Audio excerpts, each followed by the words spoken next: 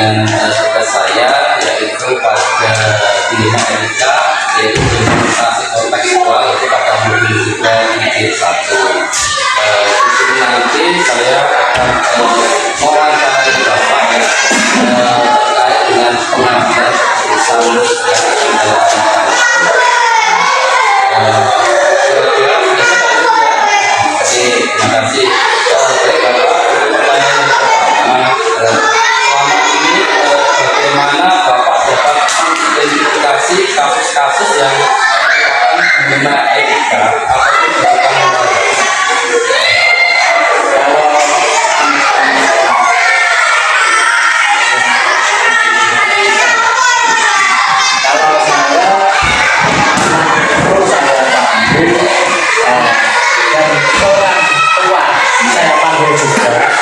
Untuk memberikan informasi bagaimana bisa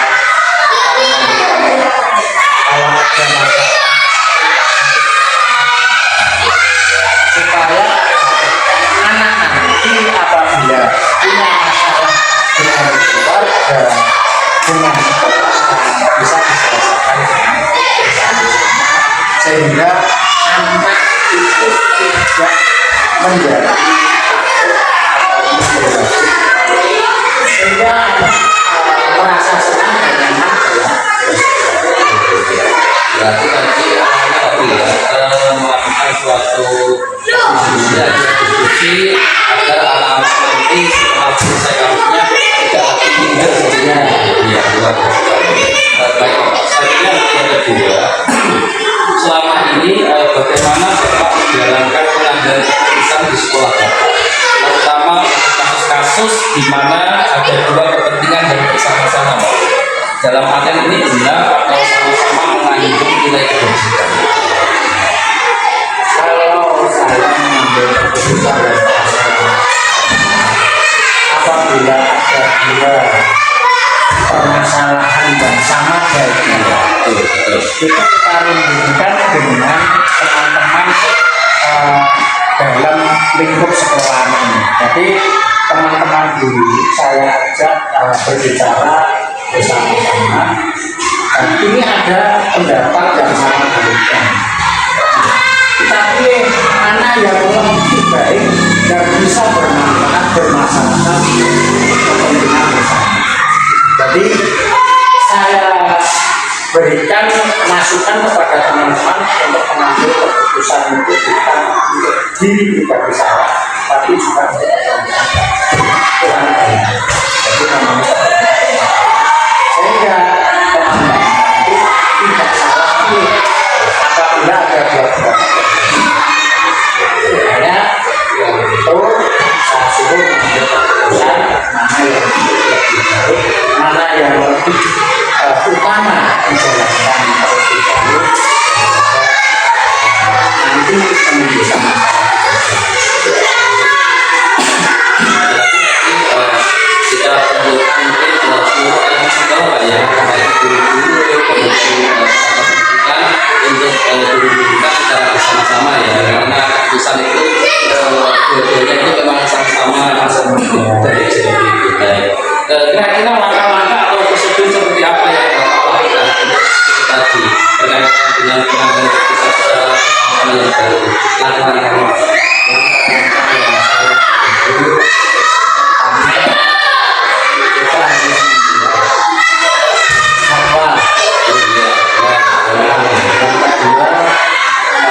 kita harus merundingkan mengambil keputusan itu perlu adanya suatu etika yang baik dalam mengambil suatu keputusan, perlu adanya kontak, istilahnya kontak terhadap teman atau anak yang saudara dalam mengambil keputusan juga. oh iya, betul ya, ternyata mungkin seharusnya juga mungkin mengumpulkan informasi dulu ya Pak ya, informasi untuk juga kita itu tadi mengambil keputusan berdasarkan analisis yang disepakati secara bersama. Baik, selanjutnya Pak Billy. hal-hal apa saja yang selama ini Bapak anggap efektif dalam pengambilan keputusan pada kasus di rumah etika? Dalam mengambil keputusan dalam hidup itu, kalau mengambil keputusan sangat memuaskan dan memuaskan itu tergantung dari masing-masing individu. Jadi apabila semua orang itu ada faktor-faktor yang kiranya mengganggu hatinya atau mempengaruhi pribadinya, maka kita pertimbangkan dulu mana yang lebih baik keputusan itu supaya bisa memuaskan. Luar biasa sekali ya Pak. Berarti intinya itu mementingkan kepentingan bersama ya, adalah kepentingan pribadi seperti itu. Baik, selanjutnya ini dan juga hal-hal apa saja yang selama ini merupakan tantangan Bapak dalam pengambilan keputusan pada kasus-kasus di rumah etika ini. Ya, Tantangan yang dalam mengambil keputusan itu mungkin bisa kita diterimanya suatu keputusan itu dari salah satu anggota atau dalam anggota ya, mungkin di dalam hati mereka ada yang tidak sesuai dengan pendapatnya, sehingga mereka istilahnya merasa tidak nyaman dengan keputusan yang salah. mungkin ada pelibatan dari pihak luar dan keputusan itu sendiri. Pihak luar bisa mengambil dari komite atau dari tokoh masyarakat, Ya, itu bisa membantu untuk ini. Sehingga keputusan yang saya ambil itu bisa kita diskusikan luar biasa sekali ya ternyata dalam pengambilan keputusannya. Selain mungkin sudah orang, ternyata pengambilan keputusan yang berdasarkan ke masyarakat itu juga terlibat banget ya masyarakat, lalu ada guru, dan seperti itu. Luar biasa sekali selanjutnya Bapak, apakah Bapak memiliki sebuah tata kelola ataupun jadwal tertentu dalam sebuah penyelesaian kasus dilema etika ini Bapak? kalau saya tidak memiliki Iya. tapi kalau ada suatu masalah kita putuskan, kita rundingkan secara bersama-sama, nanti kita buat sebuah rencana yang kita rencanakan, kita bahas secara bersama-sama, sehingga dalam memutuskan suatu masalah kita tidak kesulitan atau tidak Iya, luar biasa. Jadi Bapak berarti bahwasanya dalam penyelesaian itu tidak ada jadwal. Intinya kalaupun ada permasalahan, ada suatu pengambilan keputusan, itu segera diselesaikan gitu Pak ya. ya. Iya, artinya jika selesai tidak benar-benar panjang seperti itu. Baik, selanjutnya adakah seseorang ataupun faktor-faktor apa yang selama ini mempermudah Bapak dalam pengambilan keputusan? Untuk mempermudah Iya, seseorang mungkin yang membantu. menarik sebuah kesimpulan. Iya, dalam pengambilan keputusan.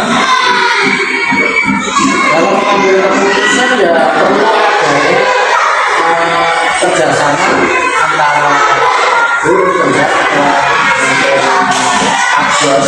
Iya, Itu perlu saya kumpulkan untuk memberikan solusi bagaimana permasalahan-permasalahan ini terselesaikan dengan baik tanpa ada kendala kemudian. seperti itu. Jadi kalau ada permasalahan, jadi intinya itu tidak dijelaskan secara sendiri. Ya,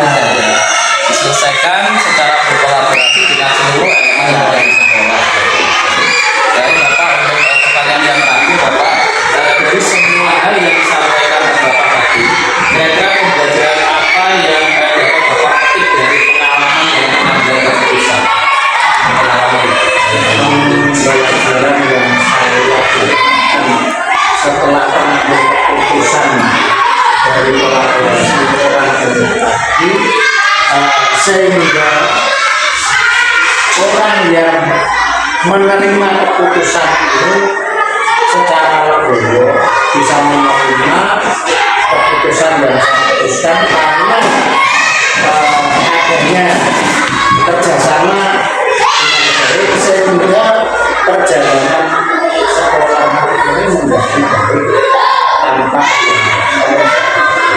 luar biasa begitu ya, ternyata tetap mengutamakan guru yang menerima, karena memang dalam pengambilan keputusan ada mungkin kurang berguru dan menerima, tapi pada ini ada yang digunakan adalah bagaimana seseorang itu agar mau menerima ya yang keputusan yang telah diselesaikan atau diberikan secara bersama-sama. Mungkin hanya itu akhirnya sebelumnya saya ucapkan terima kasih, mohon maaf apabila ada kekurangan dan sebagainya. Dari saya ya, saya akhiri. Wassalamualaikum warahmatullahi wabarakatuh. Assalamualaikum warahmatullahi wabarakatuh. Waalaikumsalam warahmatullahi wabarakatuh. Selamat siang Bu Eka. Selamat siang Pak Eko. Alhamdulillah ya, hari ini sehat Bu Eka ya. Alhamdulillah sehat. Alhamdulillah ya. Sebelumnya saya mohon izin Bu Eka, yaitu terkait dengan tugas saya yaitu pada pembelajaran 3 atau modul 3.1 yaitu demonstrasi kontekstual ya, seperti itu. Dalam kali ini saya akan mewawancarai Ibu yaitu terkait dengan keputusan ya, dilema etika selama menjadi kepala sekolah seperti itu. Kerja siap BKG? Monggo. Oke, terima kasih. Baik, untuk pertanyaan yang pertama ini Bu Eka ya. Nggih. Selama ini ya, bagaimana Ibu mengidentifikasi kasus-kasus ya yang merupakan dilema etika ataupun bujukan moral? Nggih. Terima kasih atas pertanyaannya Pak Eko.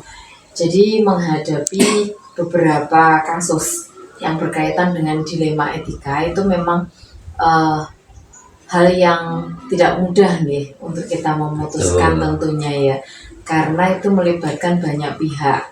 Ketika kita melangkah tetapi apa yang kita ambil itu ternyata berbenturan dengan dilema ya, seperti itu. Tentunya itu sering sekali terjadi, dan bagaimana saya menghadapi situasi seperti itu, yang pertama adalah musyawarah. Musyawarah bersama Dewan Guru, bersama komite yang terbaik itu seperti apa, seperti itu. Apakah dilema etika itu memiliki banyak dampak negatif ataupun banyak positifnya, sehingga kita ambil yang terbaik Pak Eko. Iya. Kalau mungkin saya bisa mengambil ke garis besarnya ya, ternyata apa yang dilakukan Bu Eka ini adalah tetap mengepentingkan kebersamaan seperti itu ya, melakukan kolaborasi ya dengan guru, dengan penjaga, dengan komite tadi, bahkan dengan orang tua. Luar biasa sekali ya. Kemudian untuk pertanyaan yang kedua Bu ini Bu. Selama ini bagaimana Ibu menjalankan pengambilan keputusan di sekolah Ibu? Ya, mungkin terutama tentang kasus-kasus di mana ada dua mungkin kepentingan yang bersama, yaitu sama-sama benar ataupun sama-sama baik Ibu. Ya, dalam menghadapi beberapa kasus itu seperti yang di awal tadi itu namanya dilema etika ya Pak Eko ya. Ketika kita dihadapkan pada dua permasalahan, seperti yang saya sampaikan di awal, kita harus mempertimbangkan banyak hal positifnya atau banyak hal negatifnya, seperti itu. Walaupun mungkin sama-sama berbenturan, tetapi pasti ada ya, pasti ada istilahnya plus minusnya itu pasti ada lah. Disitulah nanti kita bisa istilahnya kita bisa mempertimbangkan kembali mana yang terbaik dan mana yang kurang baik. Nah di situ kita baru bisa mengambil suatu keputusan. Ya, luar biasa sekali ya jawaban mereka, yaitu tetap mengutamakan yaitu musyawarah tadi ya. Ya, karena bagaimana keputusan yang diambil kan mungkin meskipun sama-sama benar, sama-sama baik, tetapi tetap kita musyawarahkan dulu mana yang menjadi prioritas, seperti itu ya. Baik, sekarang untuk pertanyaan yang ketiga, BK. Dari yang saya tanyakan mungkin ini berurutan dari pertanyaan yang satu dan kedua. Mungkin langkah-langkah ataupun prosedur seperti apa yang Ibu lakukan selama ini dalam pengambilan keputusan? Dalam pengambilan keputusan prosedurnya ya Pak Eko, yang Iya. pertama yaitu mengidentifikasi permasalahan. Permasalahan. Ya, diidentifikasi dulu permasalahannya ini Iya. terkait apa, kemudian siapa yang terlibat, pihak-pihak siapa yang terlibat. Kemudian setelah mengidentifikasi, kita mengobservasi dulu ya. Iya. Ya, kemudian kita mengobservasi. Setelah kita observasi bersama-sama, observasi ini tidak hanya saya sendirian, tetapi bersama dengan guru dan seluruh aset yang ada di lembaga. Baik wali murid, komite, siswa, itu semuanya terlibat ya. Kemudian setelah diobservasi, baru nanti kita tindakannya harus seperti apa. Ya, seperti itu. Luar biasa. Berarti Iya. salah satunya tadi kita itu harus mengidentifikasi permasalahan ataupun kasusnya itu Iya. dulu ya. Betul. Kemudian dimusyawarahkan. Iya. Setelah mencapai kesepakatan bersama, Iya. baru dilakukan keputusan Tindakan, iya, ataupun keputusan, tindakan. iya, seperti Luar itu. biasa. Terus yang terakhir Pak Eko, refleksi Pak Eko. Oh iya. Ya, jadi setiap kita mengambil suatu tindakan, kita melakukan tentang apapun itu, yang terakhir adalah tahap refleksi. Ini penting ya. Apakah itu berhasil atau tidak? Nah di situ nanti kelihatan refleksinya itu apa. Iya, betul sekali. Ternyata refleksi itu dalam pengambilan putusan itu pun harus kita benar-benar melakukannya ya. Iya betul, harus itu. Iya, agar apa yang kita buat keputusan tadi itu memang benar-benar kita mengetahui seperti itu. Iya, hasilnya seperti apa, Iya. apakah memerlukan tindak lanjut dan lain sebagainya, itu sangat perlu Pak Eko. Iya, luar biasa sekali BK. Hmm. Baik, untuk pertanyaan selanjutnya BK sini. Mungkin hal-hal apa saja yang selama ini merupakan tantangan ataupun dalam pengambilan keputusan dari kasus-kasus dilema etika? Tantangan mungkin dalam pengambilan keputusan BK. Tantangan setiap pengambilan keputusan itu pasti ada ya, pasti ada. Jadi yang saya katakan di awal tadi plus minus itu kan tantangan juga. Nah kalau ada minus itu berarti tantangannya apa? Nah tantangan di sini kita harus mempertimbangkan di awal Pak Eko. Jadi ke depan ini nanti sebelum mengambil keputusan ke depan ini yang harus dihadapi apa tantangannya lah seperti itu. Itu harus kita ada gambaran. Bagaimana cara kita menangani tantangan itu? Lah itu kita butuh kolaborasi bersama. Ya. Ya, luar biasa Dari ya. hasil musyawarah kita kolaborasi, kemudian kita menemui tantangan, lah disitulah nanti ke kolaborasi kita akan apa ya istilahnya? Bagaimana ini tercapai apa enggak di tantangan itulah. Ya. Oke. Tuh, mantap sekali ya. Memang dalam mungkin ataupun kesulitan, mungkin tantangan pun ya. Ada ya. Ya, pasti itu ada BK ya. Iya, pasti. Iya. Kadang kan kita ketika mengambil keputusan mungkin dari karena mungkin kan menyangkut beberapa orang bahkan banyak kan. Banyak ya. Iya. Mungkin bahkan mungkin ada yang kurang terima, kurang Iya, legowo dan sebagainya betul. ya. Nah itu wajar sih. Itu Iya. hal yang wajar. Itu hal yang wajar. Kembali lagi ke intern kita seperti apa tadi, kolaborasinya kita seperti itu. Oke, baik, luar biasa. Selanjutnya ini BK untuk pertanyaan selanjutnya.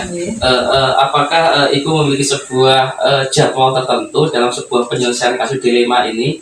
Ya, mungkin untuk tempat, memiliki sebuah jadwal ya untuk menyelesaikannya, ataupun bentuk prosedur seperti apa sih yang Ibu jalankan selama di sekolah ini, Bu? Iya, selama saya di sini itu sebenarnya sudah banyak istilahnya apa ya, kita pertemuan khusus itu ada ketika kita apapun kita sering membahas hal seperti itu. Tapi mulai di semester ini Pak Eko, di lembaga kami itu ada program SOS. SOS. Iya, jadi sharing on Saturday. Jadi setiap hari Sabtu Bapak Ibu guru itu saya kumpulkan di satu ruangan. Jadi ketika sudah di luar jam mengajar, jadi tidak mengganggu aktivitas mengajar siswa. Di situ guru-guru bisa sharing ya tentang permasalahan yang dihadapi, mungkin tentang coaching bersama siswa atau mungkin ada kasus siswa dan lain sebagainya. Di situ kita menyelesaikan bersama-sama. Jadi tidak hanya saya, tapi ada masukan atau ide dari guru yang lain, silahkan. Seperti itu Pak Eko. Mantap sekali. Ya. Berarti alhamdulillah ya di lembaga ini sudah mungkin sudah ada jadwal tadi ya namanya Iya, SOS sudah ada. seperti tadi. Iya. tidak hanya mungkin kasus murid saja Bu ya. Iya, banyak. Ya mungkin mulai dari kasus tentang mungkin dengan pembelajaran, kemudian dengan orang tua, kepada komite, bahkan kepada masyarakat seperti itu ya. Iya, luar biasa ya pembelajaran itu. Itu pun dilaksanakan setiap hari Sabtu Bu ya. Iya, kami upayakan setiap hari Sabtu siang Pak Eko. Iya, luar biasa ya program ini. Semoga ini bisa berlanjut terus Bu ya programnya. Baik, selanjutnya Bu.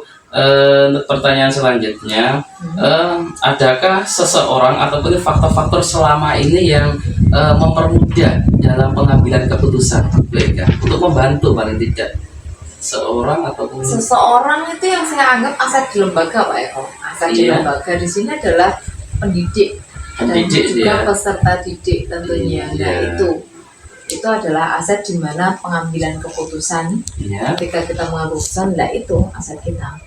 Nah kita berdayakan dari ide-ide mereka, kemudian musyawarah, kemudian lewat program SOS tadi. Di situ kan kita menemukan aset-aset kita yang istilahnya apa ya? Ya untuk berkolaborasi mengambil keputusan itu. Iya, mantap sekali jawabannya. Ternyata ya selain juga pendidik juga aset tadi tentang siswa juga itu ya semuanya berkolaborasi semuanya ya, sehingga mungkin pembelajaran akan lebih nyaman ya. Yang jelas tidak lupa ya, karena pembelajaran kita sudah berkurikulum merdeka Bu, tetap mengutamakan ya tentang keberpihakan kepada peserta didik. Iya, tentunya itu.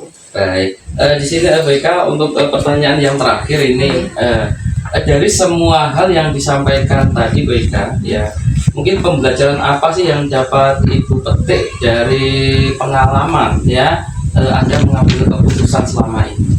Pengalaman pengambilan keputusan Pak Eko yang saya alami selama ini tidak ada kendala yang berarti, karena itu tadi yang pertama saya mencoba mengidentifikasi dulu, saya identifikasi dulu secara personal mungkin ya, kemudian baru saya observasi, yang ketiga baru saya musyawarahkan. Jadi nggak ada permasalahan langsung saya serahkan ke salah satu guru misalnya atau guru yang bersangkutan, tidak. Jadi diidentifikasi dulu ini nanti seperti apa, kemudian ketika tindakan pun hasil akhirnya harus ada refleksi seperti itu ya BK ya. Luar biasa sekali ya jawaban dari BK, yaitu terkait dengan mungkin apa pembelajar yang dipetik dari pengambilan keputusan ya. Tetap mengambil yaitu namanya adalah musyawarah, berkolaborasi dengan seluruh elemen sekolah ya. Yang jelas dari pertanyaan 1 sampai 8 ini Bu Eka ya, alhamdulillah saya sudah puas sekali dengan apa yang Ibu sampaikan tadi ya. Mudah-mudahan ini menjadi pencerah khususnya kepada saya ya, yaitu dalam melaksanakan kegiatan belajar mengajar khususnya saya sebagai seorang pendidik. Mungkin hanya itu BK, kurang lebihnya saya mohon maaf yang sebesar-besarnya. Sekali lagi terima kasih. Selamat siang. Wassalamualaikum warahmatullahi wabarakatuh.